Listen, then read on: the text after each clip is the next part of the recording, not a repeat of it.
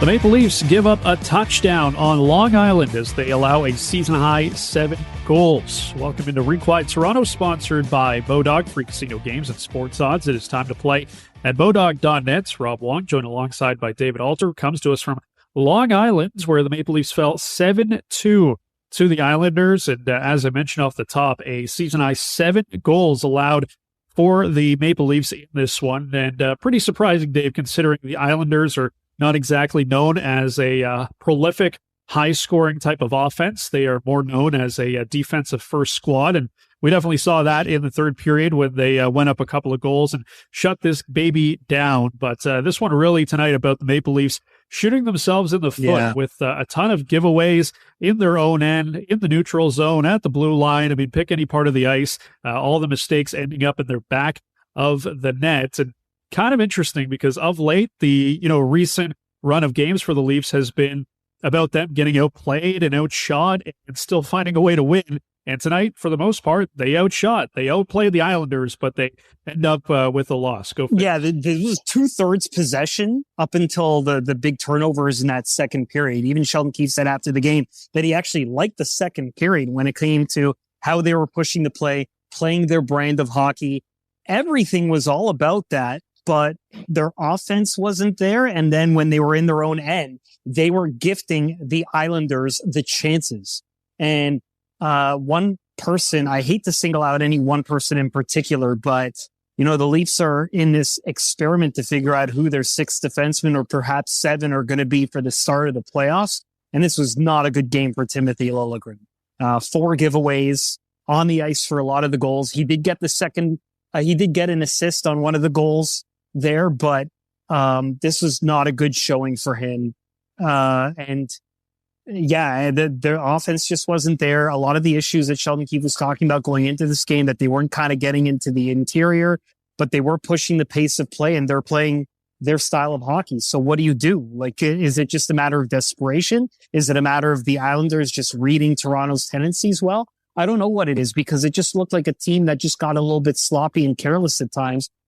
Sheldon didn't call out his team per se in that regard, but I mean, anyone who watched it could see that this was just an unforced error game for the Toronto Maple Leafs. There was no reason for this to kind of go the way it did, and they just couldn't get the offense going after that. Yeah, and the final scoreline, I don't think necessarily reflects how tight this game was for the most part, because the Leafs did get it to within 1 at 3-2, 3:29 into the third period, thanks to Mitch Marner. But Cal Clutterbuck scores about 40 seconds later, and then the Islanders had 3 more goals in the final 10 minutes of the game, where the scoreline, like I said, kind of gets away from the actual game itself. But you mentioned Timothy Liljegren and the giveaway tonight. There were definitely some moments that he did not stand out. And, Sheldon Keefe, I think he's talked about it a lot, whether directly or indirectly, doesn't like giveaways and doesn't like, dumb mistakes by his players. He likes guys to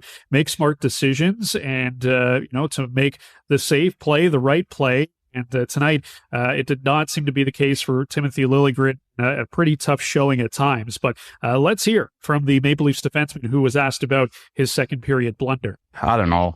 Just a mistake that happens sometime. I mean, I had a lot of time with the puck.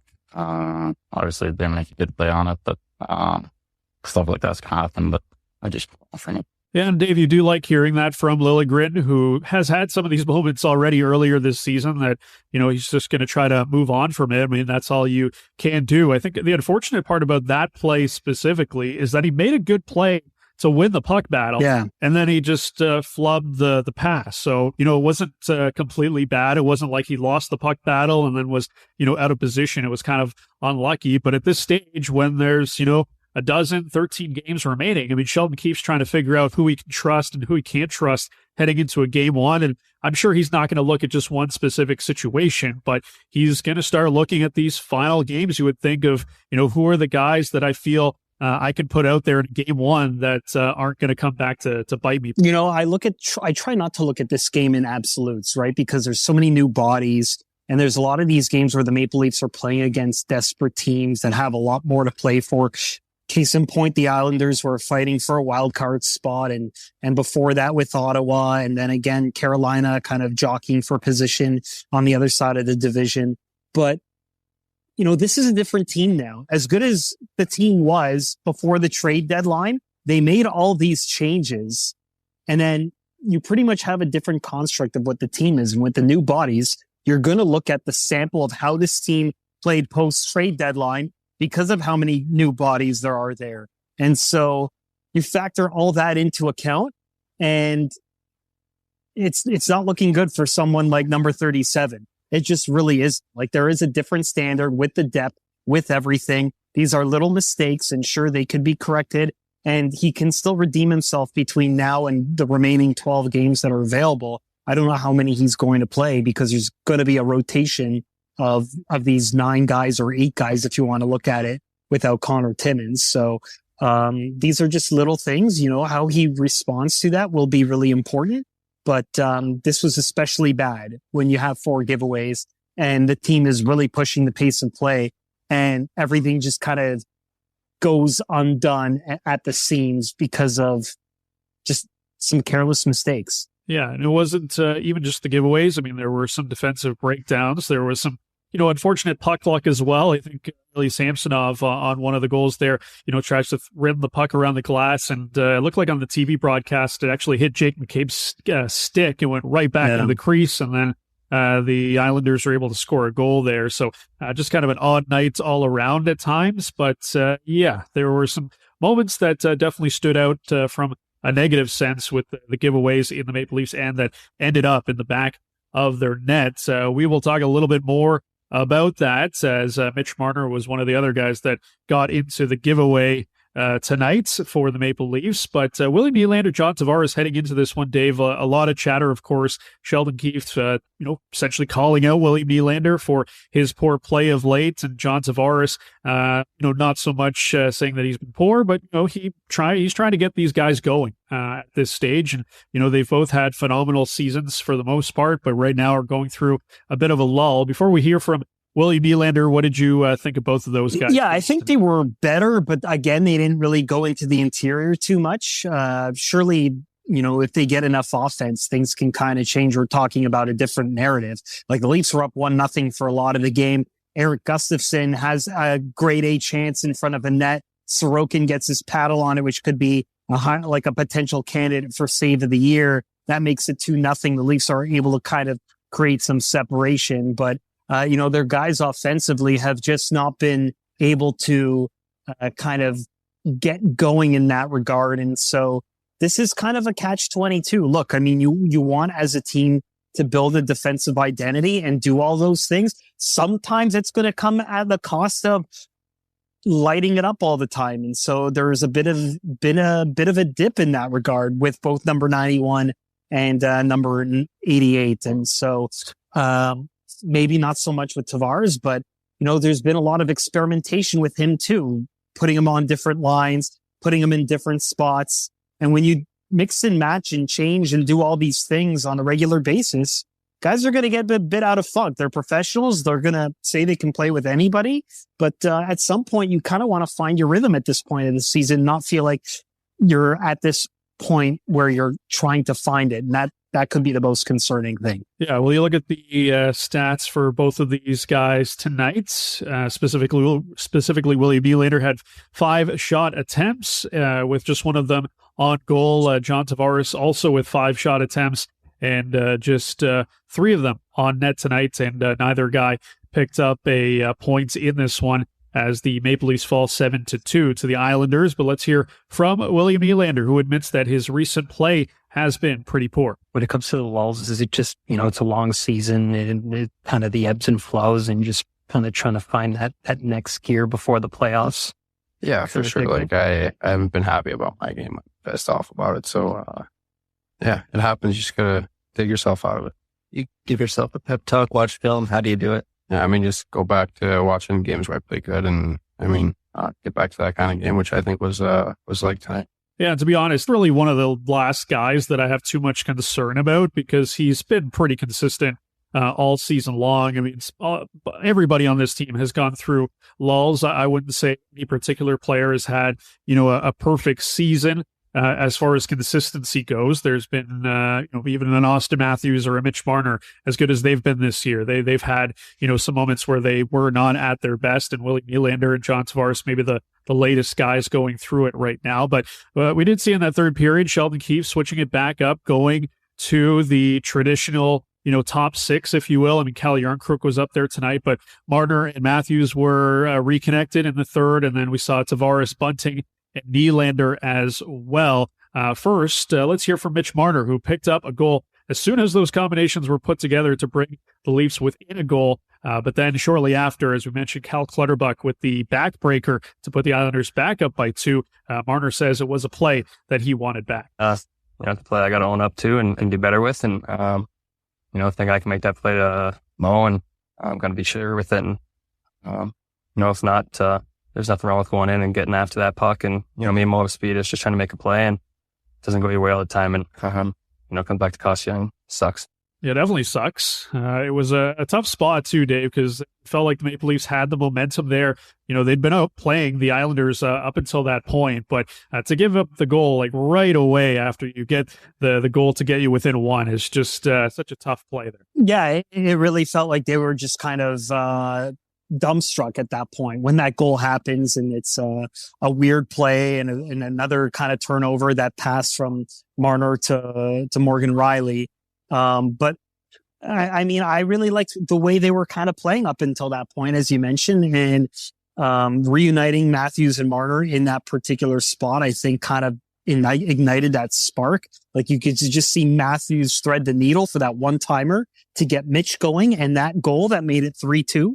And then the line changes seem to be working out pretty well. In the very limited time that Tavares and Nylander played together, 2 guys were split up because they weren't putting on offense. They had the best expected goals for of any of the lines in the game at 0.7 for a 91% goal share. Like, they've got that rhythm going. And this is kind of my point, where when these changes happen consistently, sometimes just guys get going. Sometimes I feel like you just have to kind of keep it simple and just let your lines be your lines and let them figure their way out of it instead of making all these random changes. And so I'm curious to see what practice yields in this very building tomorrow, because they made some changes that I think they're going to have to kind of stick with, because their stars have to be their stars. They've already established themselves as a good defensive team. I don't think they need to do any more in that regard. The mistakes are what they are, but they got to get their guys going offensively. And the best way to do that is keep those core 4 guys the way they've been playing. I think Nylander's got the message at this point. You got to put him back in the top 6. Figure out your experimentation when Ryan O'Reilly comes back from injury and some of the other things you can do, but keep your duos the same. The one thing Sheldon Keefe had done previously in the past years, he changed wingers, but he wouldn't change duos the way he's doing. Now there's just all kinds of all over the map stuff that you wonder if it's too much. Like, you start to wonder at this point, you're this late in the season, you can communicate that this is what it is, but at some point you want to find that rhythm going into the playoffs of what the roles are, what they're defined as, and just go. And that's your mission statement. And I just don't know if they have that yet with all the assets that they have and some of the concerns that they're having. Yeah, I mean, it's so weird because on the one hand, you hear all the quotes when the Maple Leafs were doing 11-7 and using all these different lineups and rotations, and guys were saying, you know what, I love the extra ice time. I mean, of course they're going to say that. Nobody wants to be skating 6 minutes a night. They want to get as much playing time as they possibly can get. But I would also like to know, I mean, if you plug them with the truth serum, would they be happy with the constant rotation and all the different versions of these lineups, or would they prefer to just stick with their guys and let it run for an extended period of time? So, I think it's not as if it wasn't working tonight, because the first 40 minutes with those different line combinations, the Leafs had the run of the play. So you could make the case that, it wasn't a situation where it wasn't working, with Nylander on the third line or, Kerfoot, Yarncroke, and Matthews on the first line. But, we saw in the third period before things fell apart that, that top six is sort of a safety blanket, and it's probably your best blanket, to be honest, to use that combination with those guys there. And you can figure out what you're going to do with, Michael Bunting and Calle Yarncroke, whether you flip them on line one or line two. But as you said, I mean, when Ryan O'Reilly comes back, you've got decisions to make.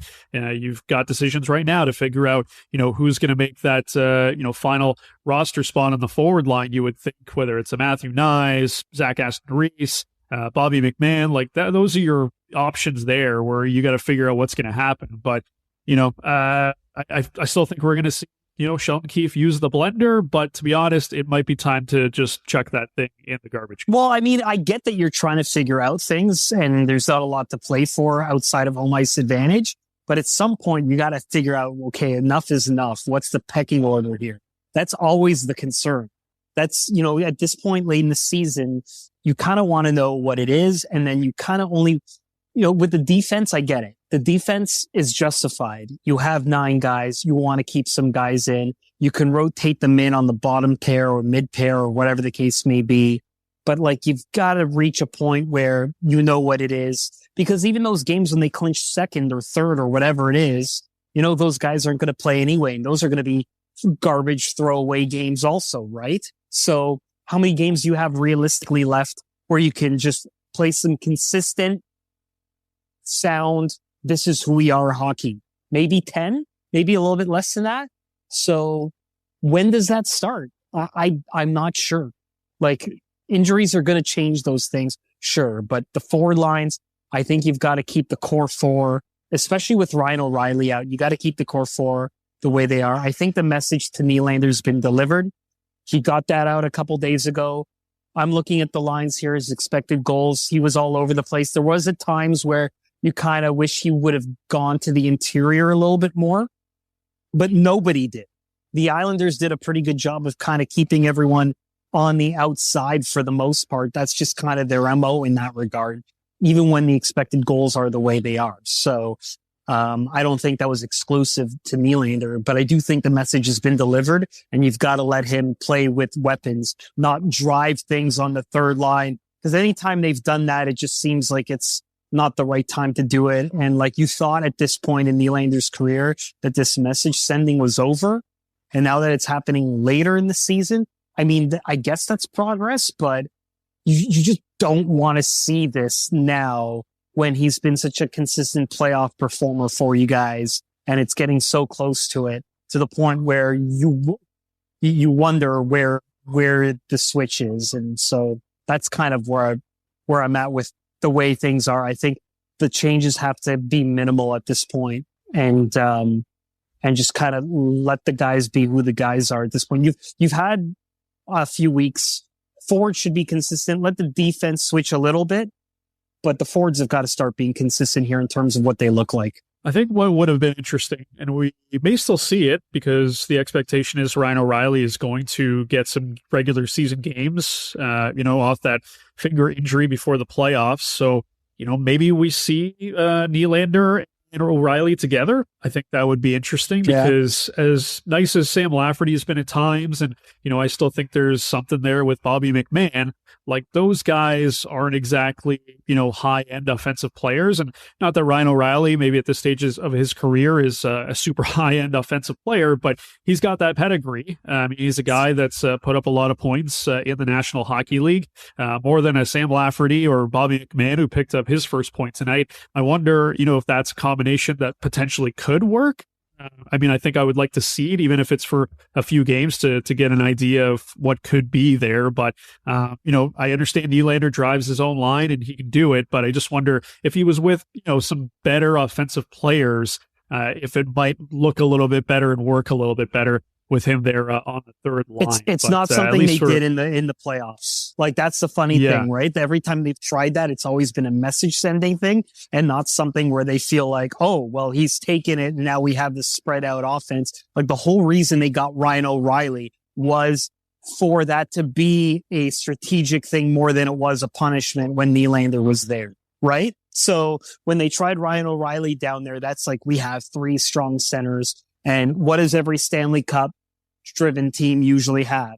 Solid third line center, always, like consistently. And I truly feel like that's why they got Ryan O'Reilly to an extent. That's why they got Noel Acciari and Sam Lafferty, guys who can kind of plug into that spot. But Ryan O'Reilly is the guy they're hoping for that will just really drive that. And then you really have an all-out attack. The unfortunate thing right now is even when he does come back, if second is secured or third is where they're locked into, how significant are those games going to be? It will remind me it's a terrible example, but it'll remind me of that Frederik Andersen last game before the season where you just knew that game was complete BS, right? Like, it didn't really matter. It was just to kind of get a feel for shots. And maybe that's all Ryan O'Reilly needs, but he's going to have to go from that to ratcheting up the intensity in the playoffs. If anyone can do it, he can, but it's not necessarily going to be the best framework for someone like him going into the playoffs. Well, I believe there's 3 days off after the end of the regular season. 4. So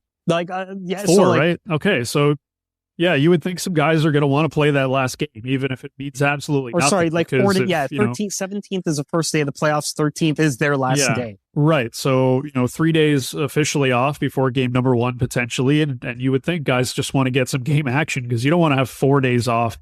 Or possibly, but they don't more want to risk injury either, right? Like there's going to be guys who are just, if they have the slightest thing they're not in. Like I remember that Toronto-Boston game last year, even though there were just a few days between games, I think I tweeted there was $92 million in payroll not playing in the game, which was more than any single NHL team, like from a cap standpoint. I think it just depends on the availability, as you said. I mean, if some guys are banged up, they're not going to throw them out there, even if they, want to get a feel for the ice. But the reality is, I mean, it's not like every playoff-bound team in the NHL is just going to shut down their entire team. This is not basketball where you can, sit 5 guys. Like, you can only have so many call-ups and have so many guys. You have to still, roster a lineup to put out on the ice every night. You still have to have 18 skaters. So it's a little bit challenging that way, but we'll see what happens with regards to Ryan O'Reilly. But let's hear from the head coach, Sheldon Keefe, who I imagine at times was not very happy with his team's game this evening, but he spoke about what he saw in that final third period. Offensively, did it look like it was turning around early in the third? You made some changes, you got it within 1, but then it's the quick strike back. Yeah, exactly. We still got a good start. It was a great shift by Camp's line. They hand it off to Matthews and Martin coming out there, and those guys make a play. So all of a sudden, you're right there, and then we make another mistake. And I thought, from then on, it was tough sledding for us in terms of the engagement in the game. I thought that was you were pretty dejected after that one, which that was disappointing and unfortunate. But because that, to me, the exception of a couple of mistakes and want to get back, we don't get the puck out of our end, and we'll have a lot of issue with our game through 2 periods other than the offensive piece. And you need to be able to generate more against this team on the inside. Otherwise, you're not scoring on that guy. Yeah, they're definitely not going to be able to put that many pucks past Ilya Sorokin. That's why he's a top 3 goalie in the league so far this year. That save on Gustafsson was just... I was going to talk about that. That was going to be the next thing I wanted to get to, because who knows? I mean, if he scores that goal, it's 2-0 in the first, and maybe the complexion of this game is completely different. But I just feel like you're in a no-win situation there, because, at first glance, you're thinking, okay, you got the entire net. Why don't you just slide it into the net? Like, it was literally wide open, and Sorokin sticks his, stick out in the middle of the net, and Gustafsson hits it perfectly. It goes out. But at the same time, and if he slides it along the ice and Sorokin kicks it out, people are saying, well, why didn't you lift the puck and shoot it over the pad? So he's kind of in a no-win situation with that spot. But, just a quick aside on Gustafsson. I mean, tonight, I thought, he had some noticeable moments. Like, he pops occasionally, with some nice skating and some nice vision. Like, we talked about it on the last podcast where he kind of fits into all of this. But, I mean, you see moments where it's like, okay, this guy has some offensive flair to his game, where you feel like, okay, he can be a solid contributor on a third pairing. I don't know if I still want him skating alongside Morgan Riley, but, just I just wanted to throw that out there that, there's been some moments where I've been like, okay, like there's something I think there he's a good 5-6 option with a stay-at-home guy. Yeah, I don't know. It's one of those things where you see him with Morgan Riley, and it's kind of like two of the same guy, but obviously one's at a different echelon than the other. So I'm kind of not sure where that kind of fits. Riley Shen is almost too much of the opposite in that regard. And then, Riley Brody is obviously the optimal thing. And of course, Brody didn't play in this game as part of the rotation, even though if he probably had to play, he could have after blocking that shot. But this is the whole thing where they're kind of mixing and matching and figuring out who works well with what. And I don't know. Like, I mean, maybe McCabe, like I like to see him with someone like McCabe, like, and just have Gustafsson on that right side there, like he did tonight. Like, I think that could kind of make sense, especially after the game that Liljegren had, that like maybe in that kind of role, he can kind of get into it. And McCabe is probably the right combination of physicality and skill that can excel with someone like Gustafsson, but maybe that's too elevated of a role for Gustafsson. So who knows? Like, that's the problem when they got someone like Gustafsson. It's really like they got an older version of Sandin, where you knew Sandin was going to be hard pressed to kind of factor into the spot, but maybe because he's older, he can be more patient when it comes to not playing.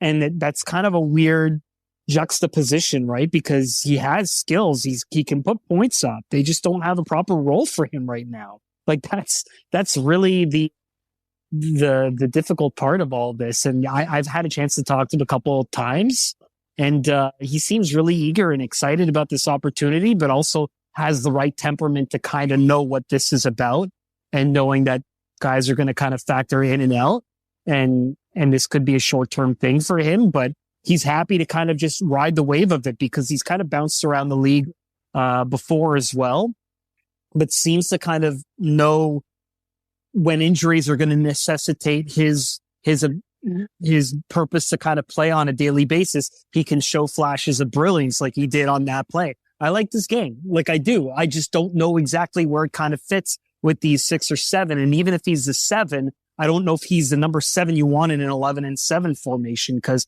to me, that doesn't really make a lot of sense either. Yeah. I mean, he still feels like Morgan Riley insurance, that if for whatever reason, Riley goes down, then right. you've got someone that can slot into Riley's spot on PP1 and, cover him that way. But just wanted to say there's been some moments where Gustafsson has popped and some moments where he hasn't popped, but tonight a tough one for him. With that beautiful save by Ilya Sorokin. Okay, coming up on Rink-Wide Toronto, we'll get to the Bodog line of the day. We'll also touch on media meal musings and a few other news and notes from this one as the Leafs lose 7-2 to the Islanders. You're listening to Rink-Wide Toronto, sponsored by Bodog. Free casino games and sports odds. It is time to play at bodog.net. It's Rink-Wide Toronto, pregame, postgame, every game.